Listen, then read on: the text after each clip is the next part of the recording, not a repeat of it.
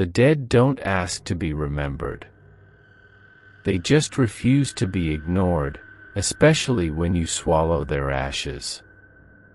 2003. Blackwood Pines, Oregon. A towering, oppressive forest region sitting on the edge of the roaring Rogue River. The river is notoriously treacherous, known for violent rapids that have claimed countless loggers and tourists over the decades. The locals in Blackwood Pines have a saying, "Never drink from the Rogue when the fog is thick, because you aren't just drinking water, you're drinking history." I didn't know the saying. I was 24, stressed from my corporate job in Portland, and looking for a spiritual cleanse in the deep, ancient forests of Oregon. I had rented a small, isolated cabin near the river and hired a local guide named Jack to show me the best hiking trails. Jack was exactly what you'd expect: flannel shirt, heavy boots, and a confident, cocky grin. He promised to take me to the most pristine, untouched part of the Rogue River for a cleansing swim. "This is the spot, Jack announced, pushing aside a thick wall of wet pine branches. We stepped out onto a rocky, fog-drenched riverbank. The water here was deep, moving with a dark, terrifying power.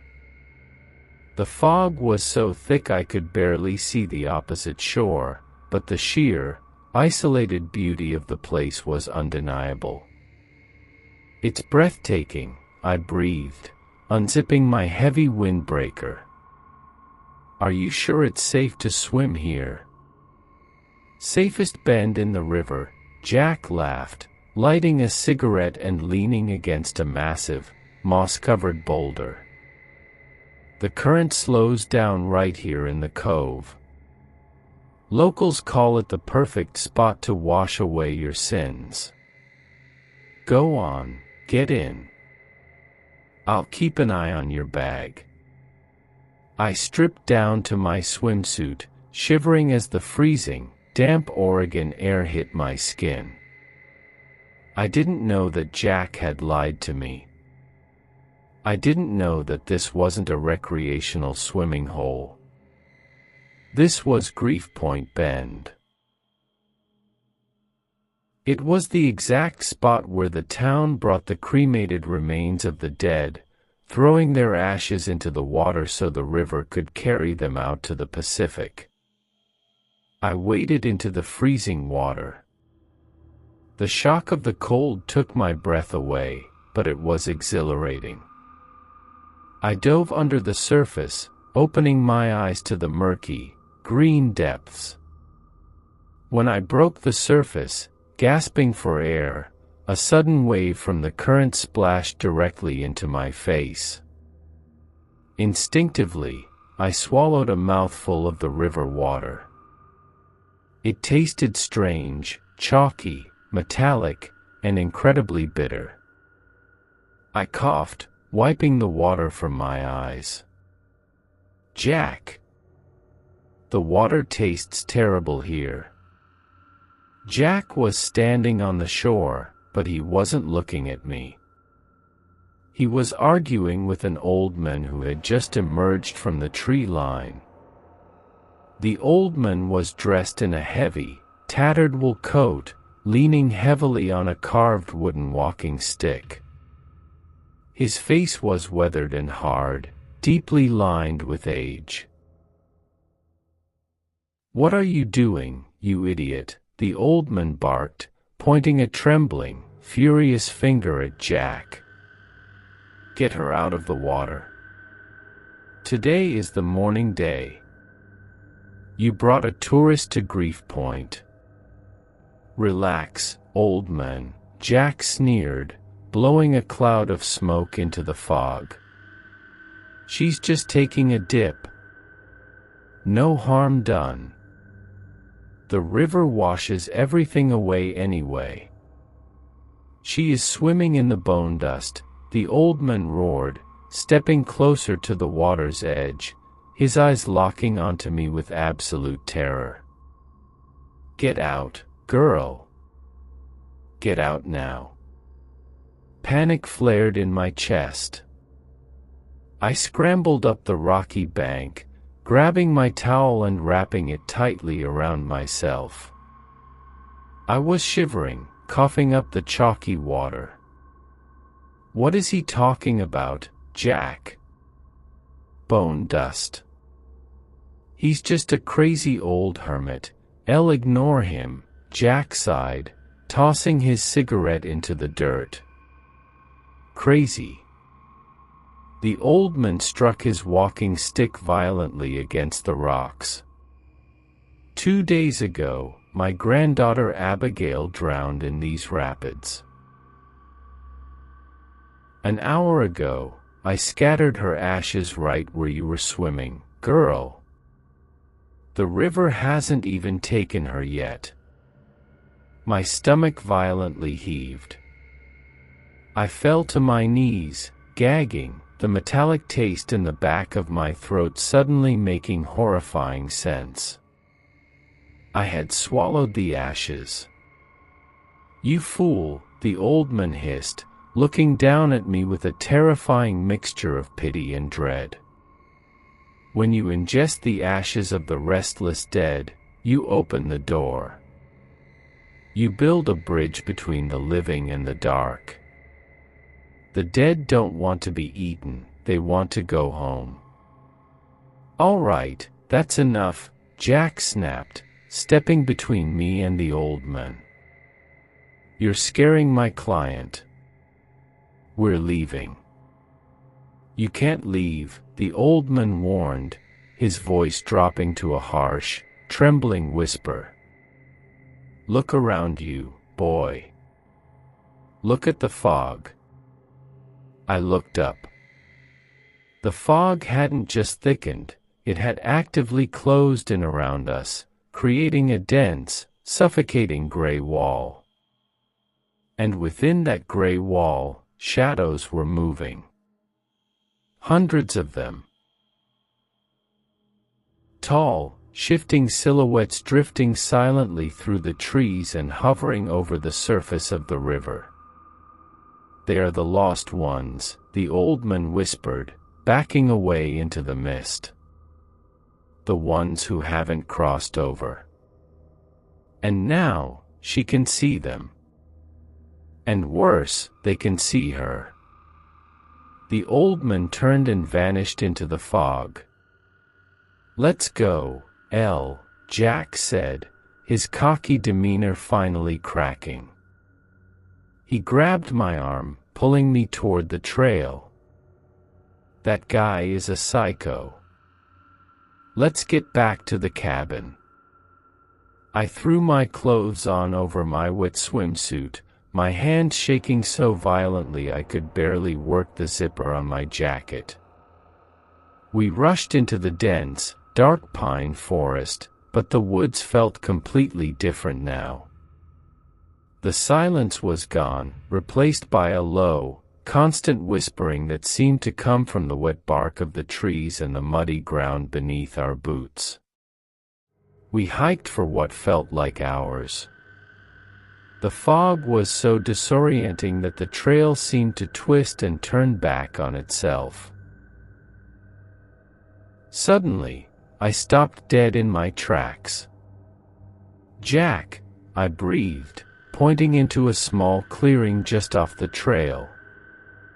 There, sitting on a rotting log, was a little girl. She was maybe 6 years old, wearing a soaking wet yellow raincoat. Her hair was plastered to her pale face, and water dripped steadily from her chin.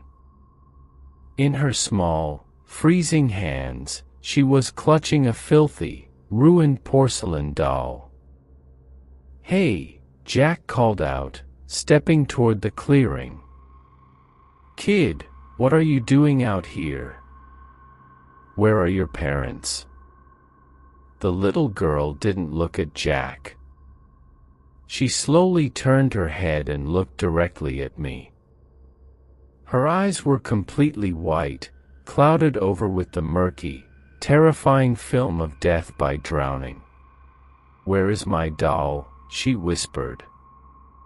Her voice didn't travel through the air, it vibrated directly inside my own head. "Jack," I whimpered, backing away. "Jack, look at her eyes." "What are you talking about?" Jack asked, turning back to me in confusion. "There's no one there, Elle. It's just an empty log." My blood ran cold. "She's right there. The little girl in the yellow coat." I looked back at the log. The girl was gone. "Elle, you're exhausted," Jack said, rubbing his neck. "You swallowed some dirty river water, and that old man spooked you. Your mind is playing tricks on you. Come on, the cabin isn't far." I let him lead me, but I knew what I had seen. The old man was right. I had swallowed the ashes, and now, I was walking with one foot in the grave. We finally reached my rented cabin just as the sun began to set, casting long, skeletal shadows through the pine trees. I immediately went to the bathroom, splashing hot water on my face, desperately trying to scrub the taste of the river out of my mouth. I looked up into the mirror above the sink. Standing directly behind me in the reflection was the little girl in the yellow raincoat. I screamed, spinning around. The bathroom was empty. I ran out into the living room, where Jack had started a fire in the wood stove. "She's here, Jack. The little girl is inside the cabin." Before Jack could answer, the temperature in the cabin plummeted. The fire in the wood stove hissed and died instantly, as if a bucket of freezing water had been dumped on the logs. The windows instantly frosted over, thick ice crystals creeping across the glass in jagged, spiderweb patterns. "Elle, what the hell is happening?" Jack stammered, backing away from the stove, his breath pluming in the freezing air. From the corner of the dark living room, a shadow detached itself from the wall. It wasn't the little girl. It was a towering, skeletal figure wrapped in a rotting, waterlogged cloak. It wore a wide-brimmed hat pulled low over its face, and it held a long, wooden oar draped in dead lake weed. It was the riverman. The ferryman of the lost souls. "You have taken what belongs to the deep," the riverman's voice grated, sounding like two heavy stones grinding together at the bottom of the ocean. He pointed a long, skeletal, dripping finger directly at my chest. "You carry the ashes of the child. You are the vessel now. Jack!" I shrieked, scrambling behind the couch. "Do you see him?" Jack was staring at the empty corner, his eyes wide with utter confusion and rising panic. "Elle, I don't see anything." "Who are you talking to?" The riverman didn't care about Jack. He began to glide across the floorboards toward me, his wooden oar scraping against the wood. Scrape. Scrape. Scrape. "Give her back," the riverman hissed, pulling back his hood to reveal a face made entirely of wet, gray river stones. "Or I will take you in her place." The riverman didn't walk. He flowed. His movements were terrifyingly smooth, lacking the heavy, mechanical shifting of human joints. As he glided toward me across the cabin floor, the hardwood boards beneath his feet began to rot and warp instantly, as if they had been submerged in deep water for 100 years. A foul, murky puddle of black river water spread outward from the hem of his tattered cloak, soaking into the rugs and pooling around the legs of the furniture. The ledger must be balanced, the riverman ground out, raising the long, wooden oar. Water cascaded from the blade, hitting the floor with a heavy, unnatural splashing sound. "Jack!" I screamed, pressing my back against the wall until the rough logs dug into my spine. "Help me!" Jack was standing near the dead wood stove, utterly paralyzed. He couldn't see the towering, skeletal figure of the ferryman. He couldn't see the face made of wet, gray river stones. But he could see the effects. He could see my breath pluming in the freezing air. He could see the frost climbing the windows. And, most terrifying of all, he could see the black water rapidly flooding his dry cabin floor. "Where is the water coming from?" Jack shouted, panic finally shattering his arrogant facade. He looked up at the ceiling, expecting a burst pipe, but the roof was dry. The riverman reached me. He raised one skeletal, frostbitten hand and wrapped his long, icy fingers entirely around my throat. The physical shock of his touch was agonizing. It felt like a band of dry ice being pressed directly against my carotid artery. I couldn't breathe. My hands flew up to claw at his wrist, but my fingers passed right through his arm, grasping nothing but freezing, foul-smelling mist. "The child is inside you," the riverman whispered, leaning in so close that the stench of stagnant mud and dead fish made my eyes water. "Her ashes anchor her soul to your meat. I cannot take her unless I take the vessel." He pulled me forward, and the solid floor beneath my feet simply vanished. I wasn't standing on hardwood anymore. I was standing in waist-deep, freezing river water. I looked down in absolute horror. The floor of the cabin had become the surface of the Rogue River. Beneath the murky, dark green water, I could see pale, bloated hands reaching up from the depths, their fingers brushing against my shins, desperately trying to pull me under. "No." I choked, thrashing wildly. Jack finally snapped out of his shock. He saw me sinking into what looked like a solid oak floorboard. He didn't understand it, but survival instinct took over.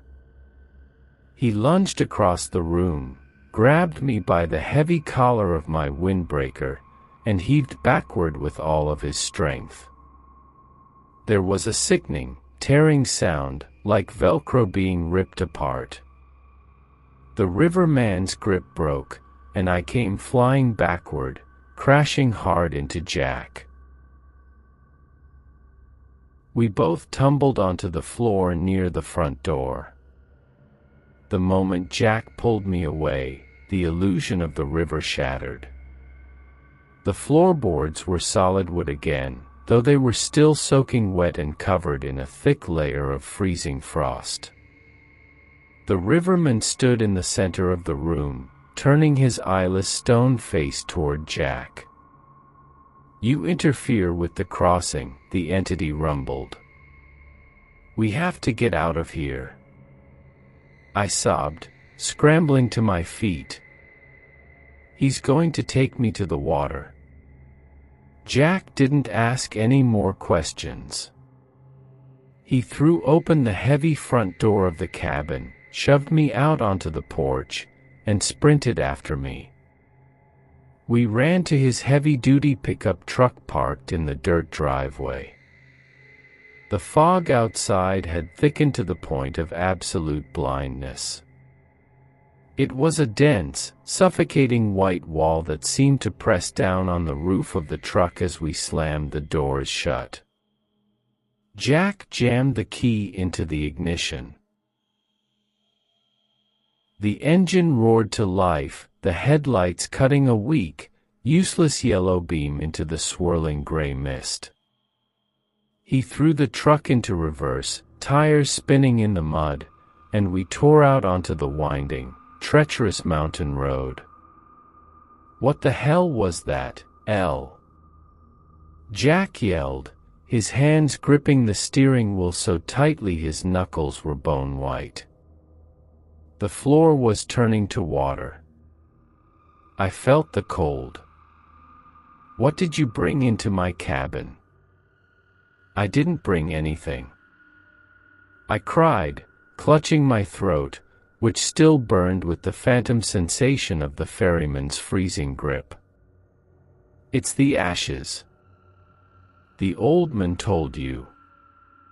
I swallowed the ashes of the drowned girl. "She's anchored to me, Jack.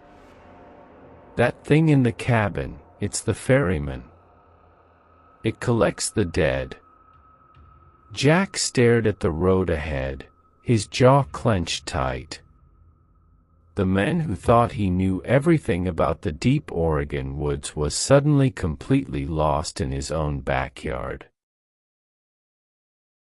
"We're going to the hospital," Jack stammered, the speedometer needle climbing dangerously high for the slick, winding road.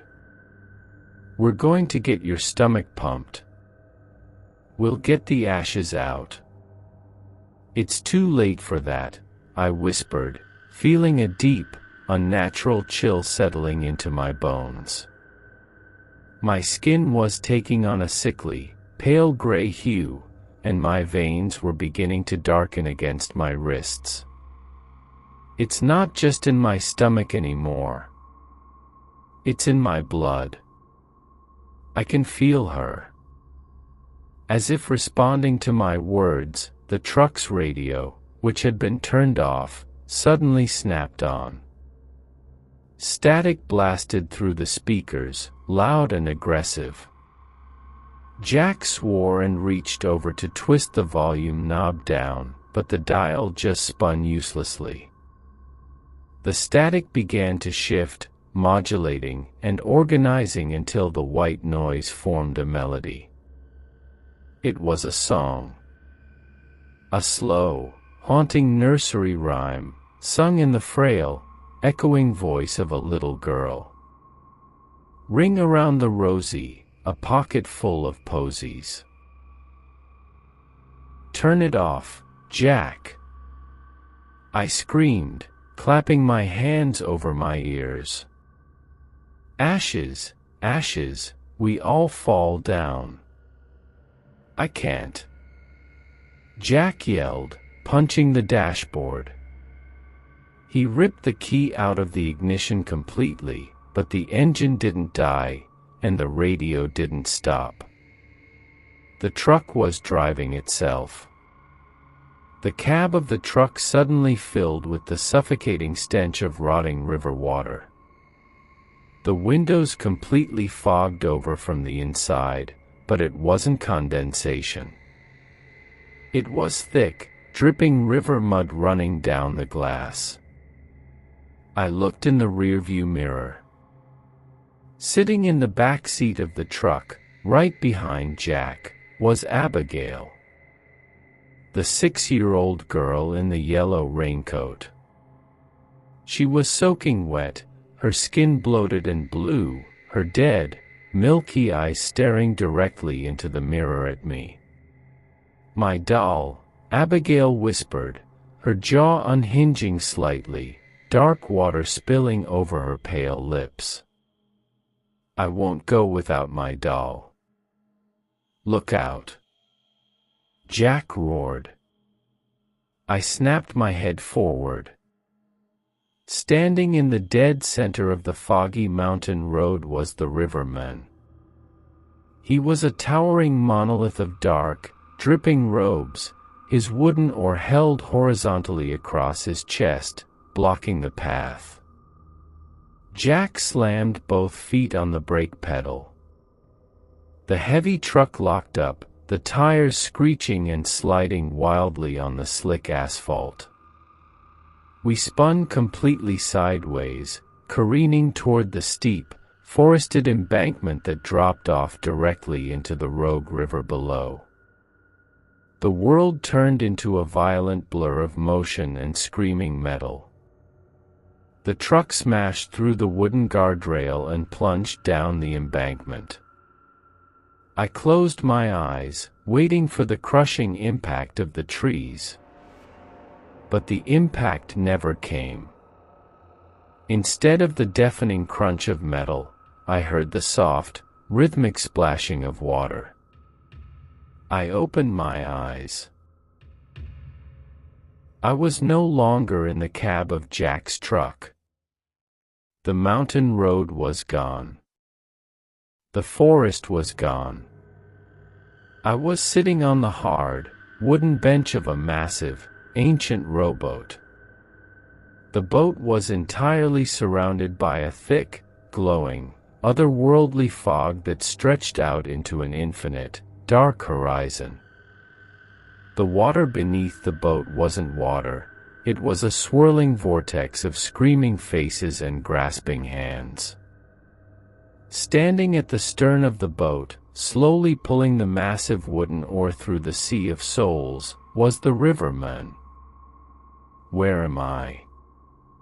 I gasped, my voice echoing infinitely in the vast, empty space.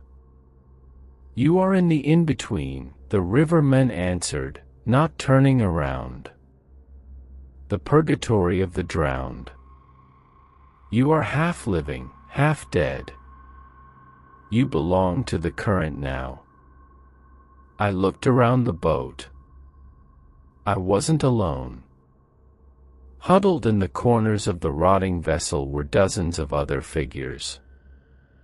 They were the lost souls of Blackwood Pines. Loggers from the 1800s, fishermen with bloated faces, tourists who had underestimated the rapids. They sat in terrified silence, their eyes hollow and empty.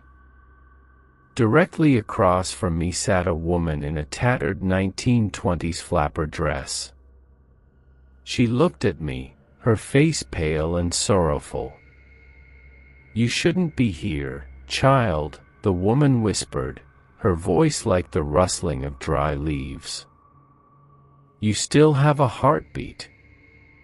The ferryman only takes the dead." I swallowed the ashes, I sobbed, clutching my arms. "I didn't mean to. How do I get out?" "You cannot leave the boat while the anchor remains in your flesh," the dead woman warned, leaning forward. "The little girl, Abigail. Her soul refuses to cross the water because she is holding onto a tether from the living world. The ferryman will drag you into the abyss with her to balance his books. You must sever the tether." "How?" I begged, feeling the boat slowly gliding toward a massive, terrifying wall of absolute blackness in the distance, the final crossing. "Give her what she seeks," the woman hissed, her eyes widening in fear as the darkness approached. "Give the child her doll. It is the only way she will willingly step off your soul and onto the deck." Suddenly, a massive, warm hand grabbed the collar of my jacket and violently yanked me backward. I screamed as I was ripped out of the rowboat. I hit the ground hard, gasping for air, choking on dirt and pine needles. I opened my eyes. I was lying on the muddy embankment of the mountain road. The wrecked pickup truck was smoking a few feet away, smashed against a massive pine tree just yards from the rushing edge of the Rogue River. Jack was kneeling over me, his face bruised and bleeding from a cut on his forehead. He was shaking me violently. Elle, wake up! Jack yelled, his eyes wild with terror. You stopped breathing. You were out for 2 minutes. I coughed, rolling onto my side and vomiting a stream of foul, dark river water onto the grass. I looked up at him, my vision swimming. The doll, I gasped, grabbing the front of Jack's bloody flannel shirt. Jack, the little girl. Abigail. We have to find her doll. If she doesn't get the porcelain doll, the ferryman is going to take me to the other side. Jack didn't argue. The skeptic was completely dead. He hauled me to my feet, throwing my arm over his shoulder to support my weight. My legs felt like lead, and the cold was now radiating from the inside of my bones outward.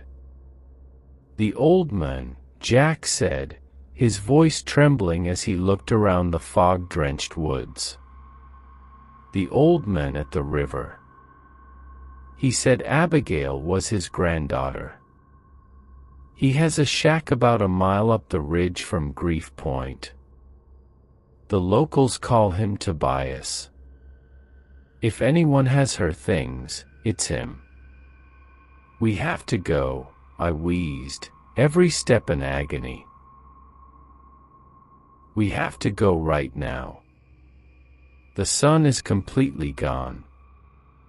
The riverman is coming back. We abandoned the smoking wreck of the truck and began the grueling hike up the steep, forested ridge. The night had fully taken hold of Blackwood Pines. The fog was thick, but it was no longer just a weather phenomenon. It felt alive.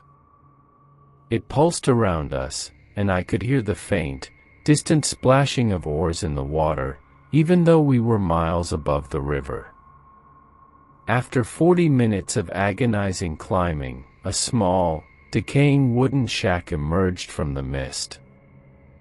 A single, dim yellow light burned in the front window. Jack didn't bother knocking. He kicked the flimsy wooden door open and dragged me inside. The shack was cluttered with old fishing gear, stacks of yellowed newspapers, and hand-carved wooden totems. Sitting in a rocking chair by a small wood-burning stove was Tobias. The old hermit looked up, his face hardening into a mask of pure fury when he saw us. I told you to leave this place. Tobias roared, grabbing his heavy walking stick and standing up. You bring the curse of the river into my home. We don't have time for this, Tobias. Jack yelled, lowering me into a dusty armchair. I was shivering so hard my teeth were loudly clicking together. She swallowed Abigail's ashes. The ferryman is hunting her. He's going to drag her into the river. Tobias stopped, his angry eyes darting toward me. He saw the unnatural gray pallor of my skin. He saw the dark, blackened veins pulsing in my neck. He knew exactly what he was looking at. The anchor of the drowned, Tobias whispered, his voice cracking with a sudden, devastating sorrow. He dropped his walking stick. She has become the vessel. The doll, Tobias, I pleaded, holding out a weak, trembling hand. Abigail told me she won't cross over without her porcelain doll. The ferryman won't release my soul until she willingly boards his boat.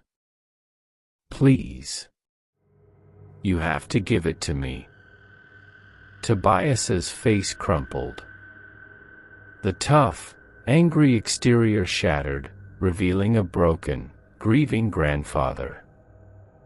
He slowly turned and walked over to a small, hand-built wooden shrine in the corner of the room. Sitting in the center of the shrine, surrounded by unlit candles, was a beautiful, antique porcelain doll wearing a miniature yellow raincoat.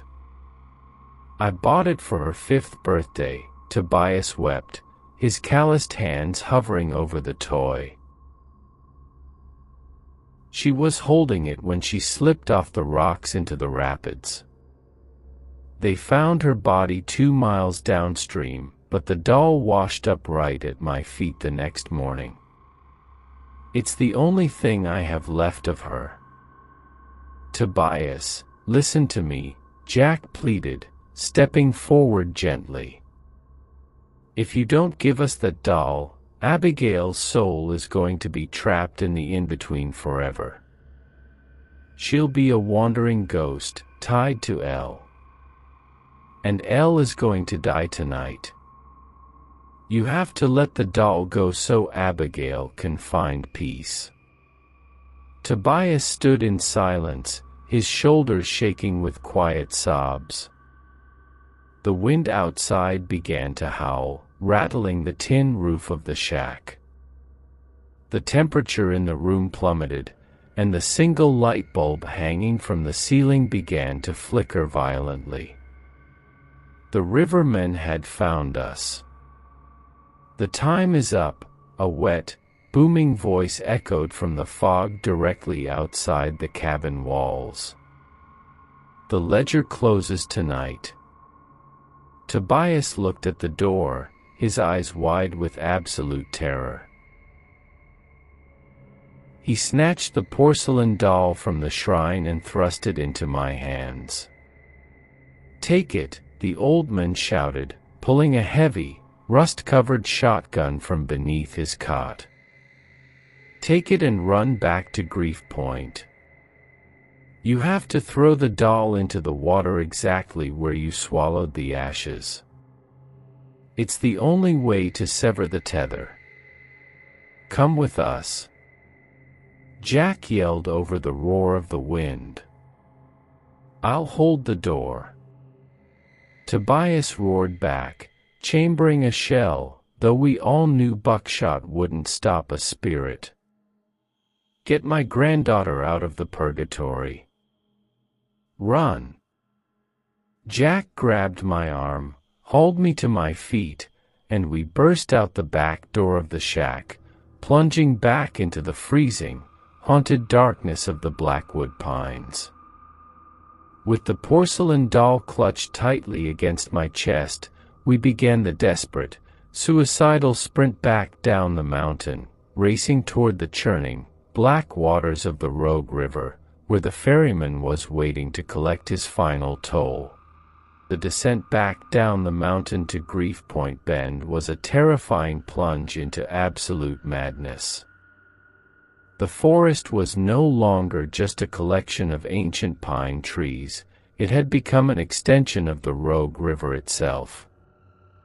The ground beneath our boots turned into a foul, freezing sludge that sucked at our ankles, smelling of rotten algae and decayed fish.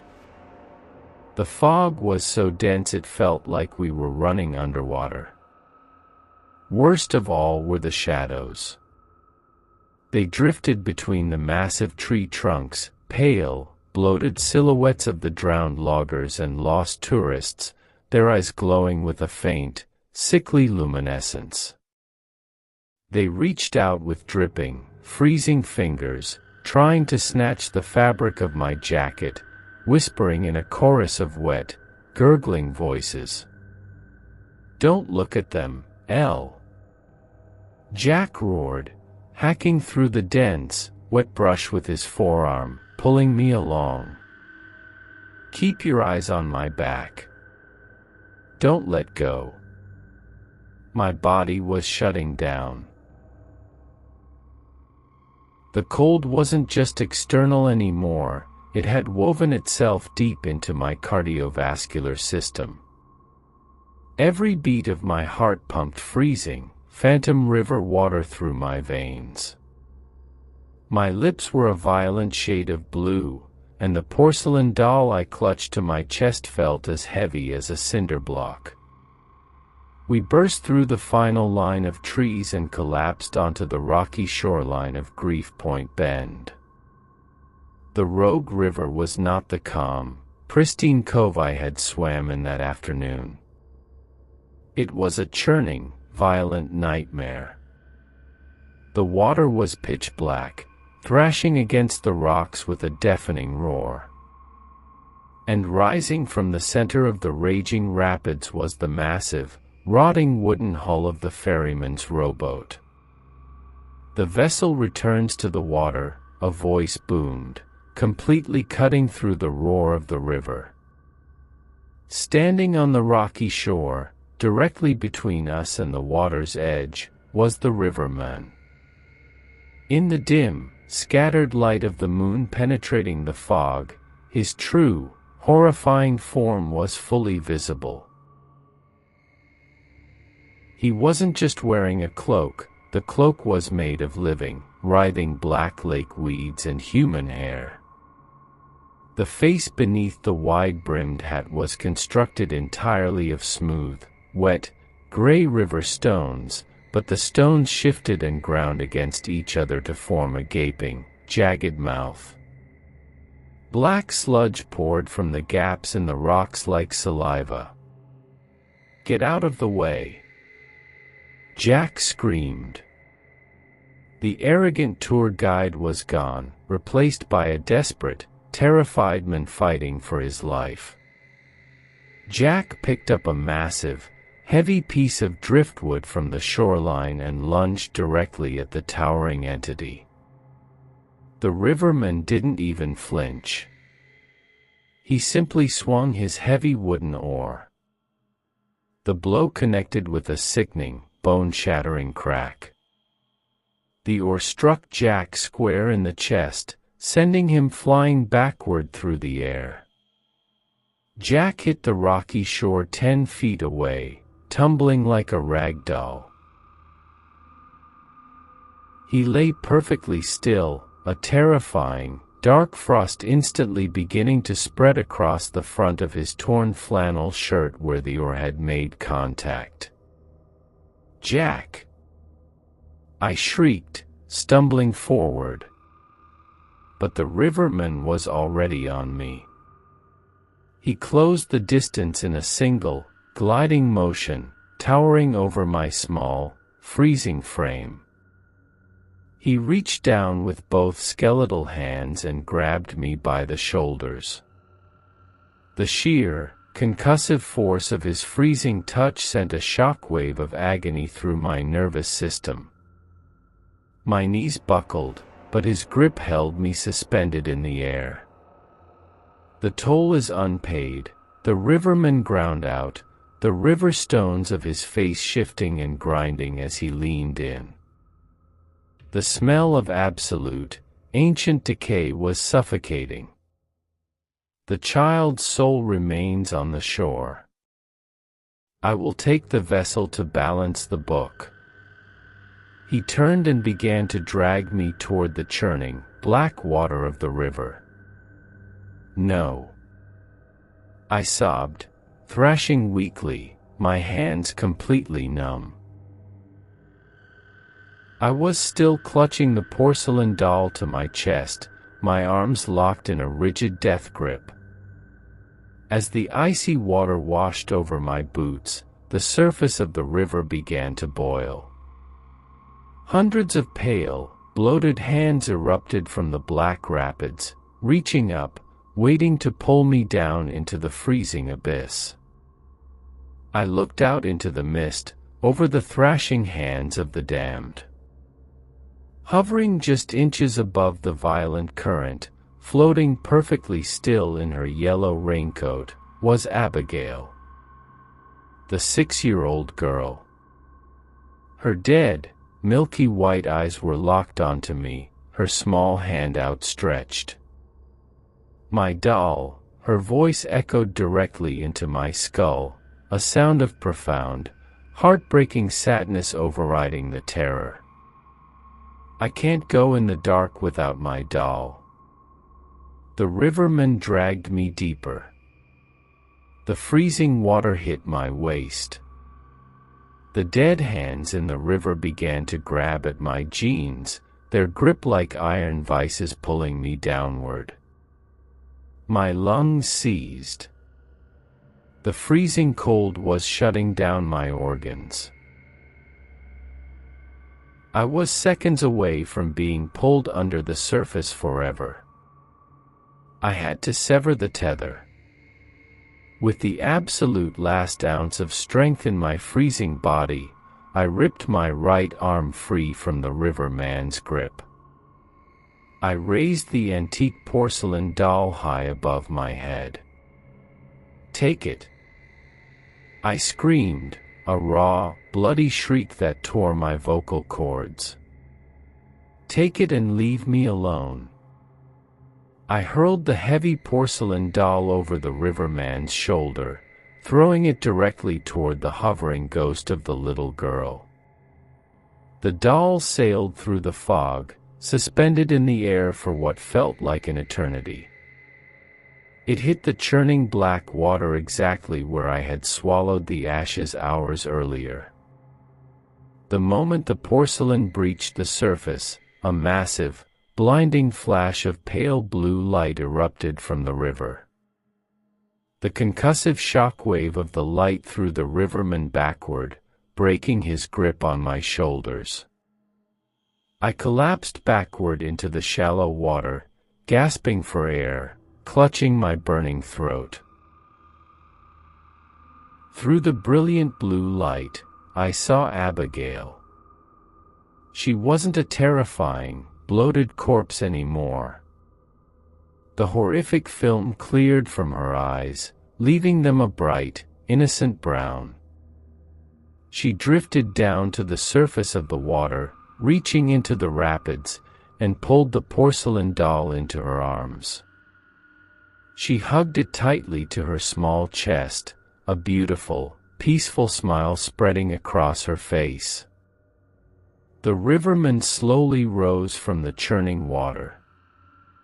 He did not attack me. He did not raise his oar. He turned his terrifying, stone face toward the little girl. The ledger was balanced. The tether was severed. The soul was ready to board. Abigail turned, clutching her doll, and stepped lightly onto the wooden deck of the ferryman's rotting rowboat. She sat down on the bench, looking back at me one last time, and gave a small, gentle wave. The riverman took his place at the stern. He plunged his massive wooden oar into the black water. Without a single word, the boat began to glide backward into the impossibly thick, glowing fog. The figures of the little girl and the towering entity faded into the gray, retreating further and further until they completely vanished. The moment they were gone, the river abruptly calmed. The violent, churning rapids smoothed out into a gentle, natural current. The freezing, unnatural chill in the air snapped, replaced by the normal, crisp bite of the Oregon night. The dead hands slipped silently back beneath the surface.